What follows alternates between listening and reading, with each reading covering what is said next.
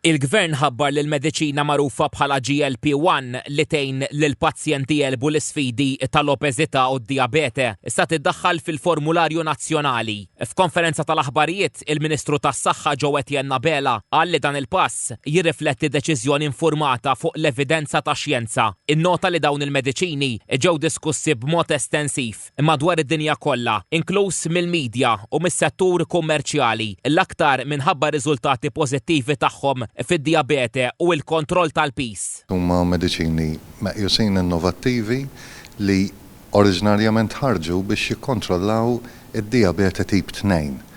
Aħna nafu x-xjenza għaltilna li dawn il-mediċini li ġeneralment jittieħdu bħala injezzjoni jgħinu wkoll bil-pis, jgħinu wkoll bl-obeżità. U x-xjenza qed tgħidilna li dawn il-mediċini huma game changers fejn jidħlu dawn iż-żewġ kundizzjonijiet. Il-Ministru qabela fisser din id-deċiżjoni li qal qiset l-opinjoni tal-professjonisti u tal-partijiet interessati kollha bħala ġusta u sostenibbli fit-tul. Qal li din mhix biss mediċina innovattiva, iżda wkoll viżjoni kruċjali fis-servizz tas-saħħa pubblika li tpoġġi lill-pazjent fiċ-ċentru. Spjega li trattament sa jiġi provdut flimkien ma' follow-up clinic ma' appoġġ professjonali kontinwu u ma' bidliet sostenibbli fl-istil tal-ħajja. Il-mediċina waħedha mhijiex biżżejjed biex tilħaq l-għanijiet li aħna nixtiequ, għalhekk qed noffru servizz holistiku multidixxiplinarju.